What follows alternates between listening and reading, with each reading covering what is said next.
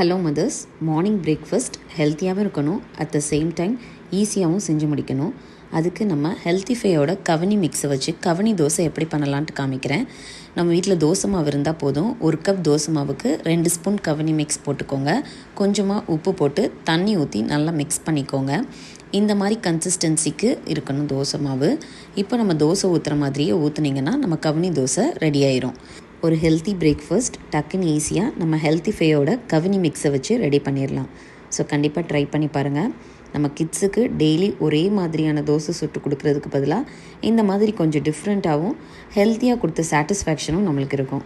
கண்டிப்பாக அவங்க என்ஜாய் பண்ணி சாப்பிடுவாங்க. ஏன்னா அதே மாதிரி இந்த தோசையும் நல்லா கிறிஸ்பியாகவே இருக்கும். ஸோ பாருங்கள், இந்த மாதிரி நல்லா கிறிஸ்பியாகவே இருக்கும். A healthy future with our Healthify products. கண்டிப்பாக ட்ரை பண்ணி பாருங்கள்.